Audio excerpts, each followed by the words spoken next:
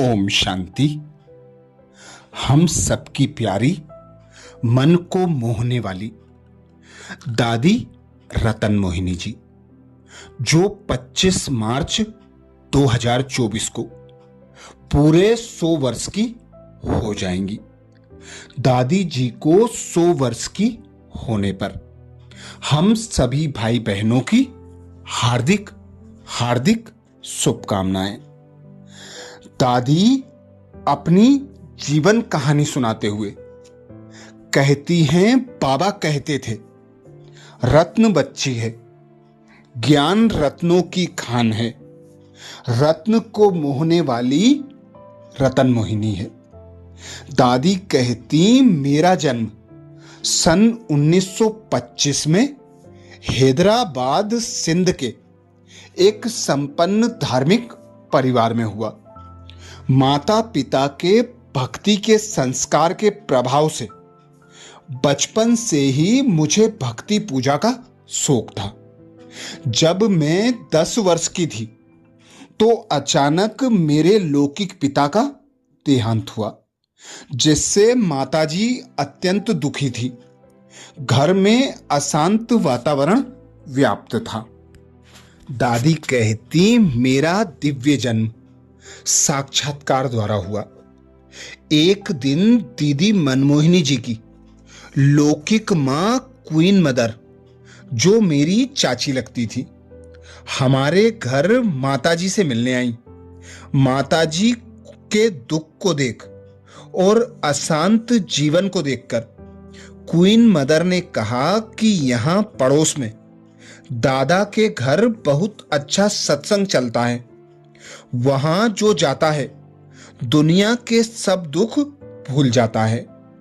Queen mother के आग्रह से दूसरे ही दिन मैं और लौकिक माताजी दादा के घर सत्संग करने गई। वहां जाते ही जब मैंने दादा अर्थात ब्रह्मा बाबा को देखा तो बाबा का शरीर गुम होकर विष्णु का साक्षात्कार हुआ। मुझे लगा कि मैं स्वप्न तो नहीं देख रही हूं, लेकिन वो स्वप्न नहीं था। वास्तव में बाबा साक्षात विष्णु रूप में दिखाई दिए थे। उसी समय से मेरा झुकाव ओम मंडली की तरफ हो गया। मेरी लगन दिन प्रतिदिन चढ़ती कला में थी। मैं लौकिक पढ़ाई छोड़ना चाहती थी, लेकिन बड़े भाई की तीव्र इच्छा थी कि पढ़ाई में आगे बढ़कर कोई अच्छी डिग्री प्राप्त करूं। सत्संग में रुचि बढ़ने के कारण मैंने 9वीं कक्षा की परीक्षा के बाद जिद की कि मुझे पढ़ना नहीं है। फिर भी भाई ने बनारस यूनिवर्सिटी में प्रवेश दिलाने के लिए बहुत प्रयास किया, लेकिन प्रवेश नहीं मिला। मैं खुशी में नाचती झूमती थी कि सचमुच मुझे ईश्वर ने मदद की है। वैसे मैं पढ़ाई में बहुत होशियार थी, जिससे सदा क्लास में मेरा नंबर आगे रहता था। ईश्वरीय ज्ञान मिलने के बाद मुझे अनुभव होने लगा था कि मैं अभी लौकिक घर की नहीं रही, लेकिन ईश्वर की ही हो गई हूं। कुछ ही समय बाद मैंने अपना जीवन सेवार्थ समर्पित कर दिया और समर्पित जीवन बिताने लगी। बाबा ने हमें शिक्षाओं से सजाया। बाबा हम छोटे बच्चों को हर बात बड़े प्यार से सिखाते थे। मुझे याद है कि गलती होने पर भी बाबा हमें कभी डांटता नहीं था। प्यार के सागर बाप ने बड़े प्यार से राजकुमारियों की तरह हमें पालना दी। शिक्षाएं भी बहुत प्यार से समझाते थे, जिन्हें हम सहर्ष स्वीकार करते थे। मैं सदा अपने पर ध्यान रखती थी कि मुझसे कभी कोई ऐसा काम ना हो जो बाबा को पसंद ना हो। यज्ञ की हर प्रकार की सेवा बाबा खुद करके सिखाते थे। बाबा को देखकर हम भी चाहे कर्मणा चाहे वाचा, छोटी बड़ी सेवा बड़े प्यार से करते थे। मेरा सदा लक्ष्य रहता था कि मुझे इस बेहद के अविनाशी रुद्र गीता ज्ञान यज्ञ में संपूर्णतया स्वाहा होना है। ज्ञान सागर से मोती चुगना सीखा। बाबा प्रातः क्लास में जब मुरली सुनाते थे तो मैं चात्रक की तरह एक एक ज्ञान रत्न बुद्धि रूपी झोली में जमा करती थी। जब यज्ञ सेवा से निवृत्त होती थी तो बगीचे में एकांतवासी बनकर ज्ञान रत्नों की गहराई में जाकर मनन का आनंद लेती थी। उस मनन के आनंद में मग्न अवस्था अनुभव करके बाबा की याद रूपी झूले में झूलती थी। मनन करने से मेरा ज्ञान में रुचि बढ़ती चली गई।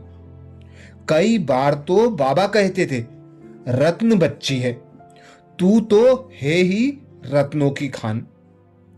दादी कहती, हम आत्माओं को शक्तियों से तथा गुणों से संपन्न बनाने के लक्ष्य से खास वतन में शिव बाबा ने तपस्या अर्थात भट्टी का प्रोग्राम भेजा। भट्टी में हम दिन रात योगाभ्यास करते थे। कभी कभी 4-4 या 8-8 घंटे तपस्या करते थे, जिससे फरिश्तेपन की स्थिति का तथा शक्तिशाली स्थिति का अनुभव होता था। मैं वो ही शक्ति हूं जिसकी मंदिरों में पूजा होती है, ऐसा स्वयं को अनुभव भी होता था। बाबा हमें भविष्य में आने वाली घटनाएं सुनाते थे कि कैसे विनाश होगा, कैसे भयानक परिस्थितियां पेपर के रूप में सामने आवेंगी और कैसे उस समय आपको शक्तिशाली अचल अडोल स्थिति रखनी होगी। हम योग की भट्टी में विशेष मौन भी रखते थे, जिससे हमें योगाभ्यास में सुंदर अनुभूतियां होती थी। भट्टी में स्वर्गिक जीवन के अनोखे दृश्य भी दिखाई देते थे, जिससे बुद्धि योग पुरानी दुनिया से स्वतः ही हट जाता था। बाबा ने 14 वर्ष की कालावधि में जो तपस्या कराई, जीवन में मददगार बन गई। उससे योग हमें अति सरल अनुभव होने लगा।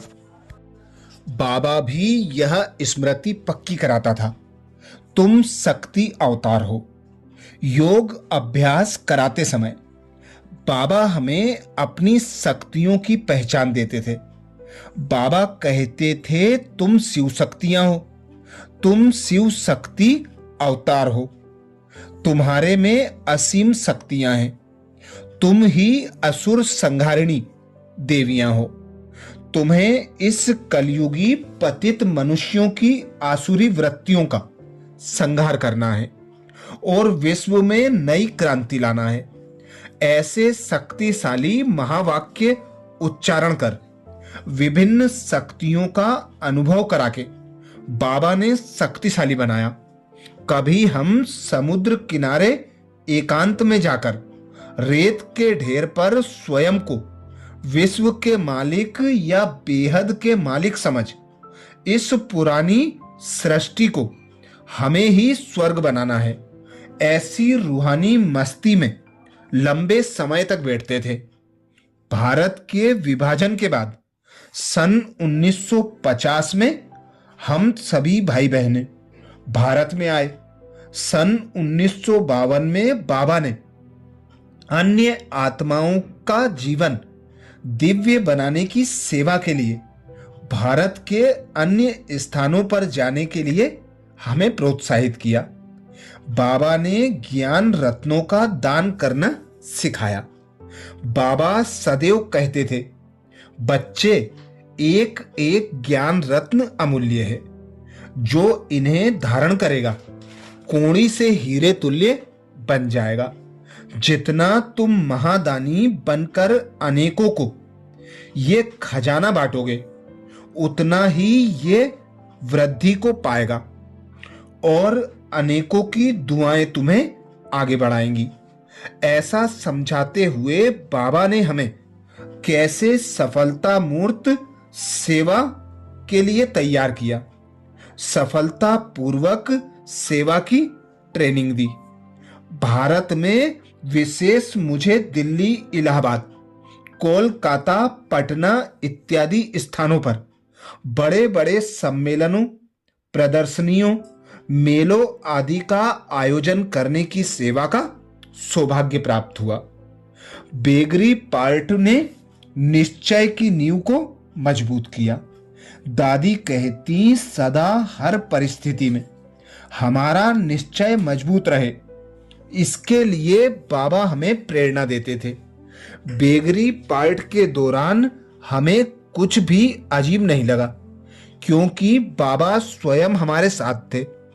वह समय भी बाबा की छत्र छाया में सुखपूर्वक बीत गया। बाबा हम बच्चों को सदा खुश रखते थे, ताकि किसी भी परिस्थिति का हम पर प्रभाव न पड़े। बाबा हम बच्चों को ऐसे खिलाते पिलाते रहे जिससे हमें बेगरी पार्ट का पता ही नहीं चला। बाबा के चेहरे पर कभी भी चिंता नहीं दिखाई दी। आर्थिक अभाव होने पर भी 350 बच्चों को कैसे खिलाऊं, यह बाबा ने सोचा ही नहीं। एक ही निश्चय पर ब्रह्मा बाबा अटल थे कि यज्ञ शिव बाबा का है, स्वयं ही वो अपने बच्चों को संभालेगा। वास्तव में तो वह बेगरी पार्ट नहीं था, बल्कि हम शक्तियों को बलवान बनाने का साधन था। उससे हम अधिक शक्तिशाली बने। हमें कभी भी ख्याल नहीं चला कि अब क्या होगा। विदेश में सेवा की धुन।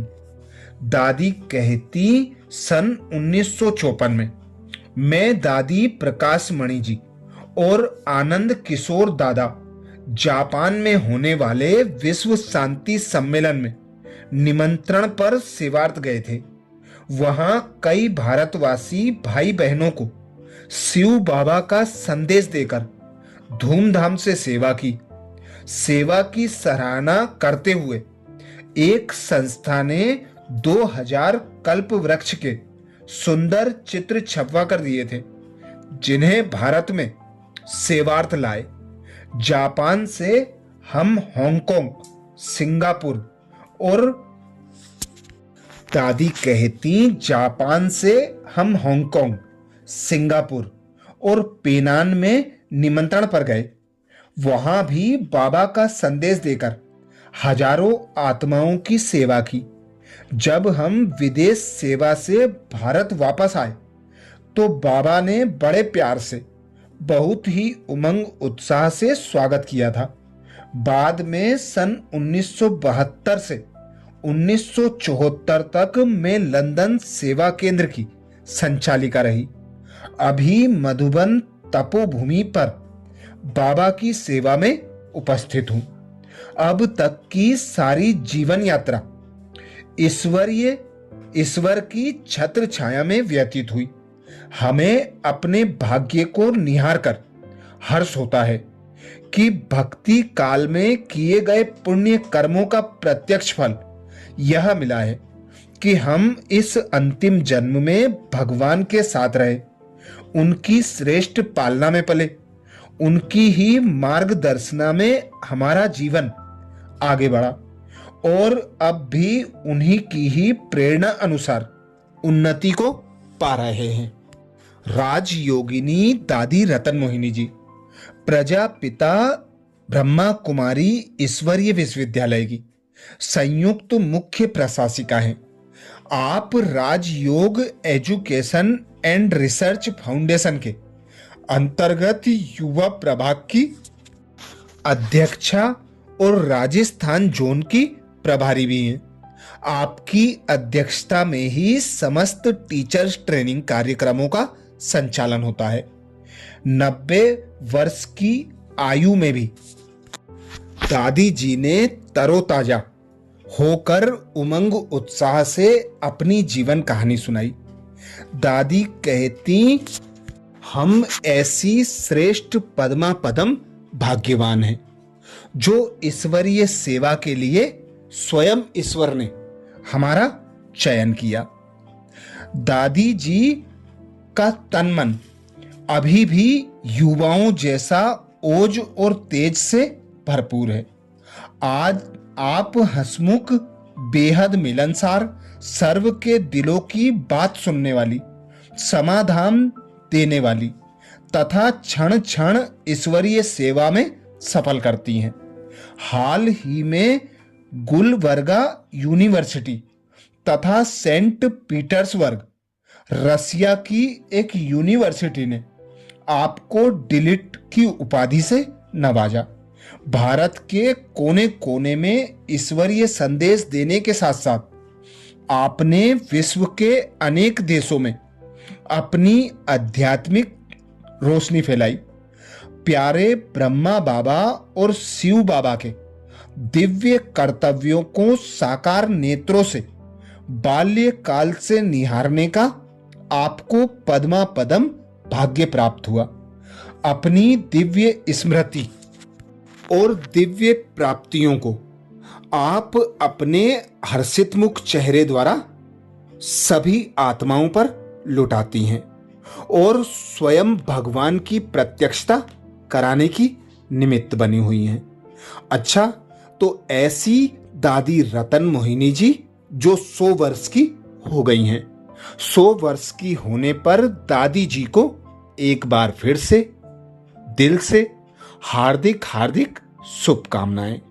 दादी से हम भाई बहन यही आस करें कि जब तक यज्ञ चले, जब तक दादी जी का हाथ हमारे सर पर सदा रहे। अच्छा, ओम शांति।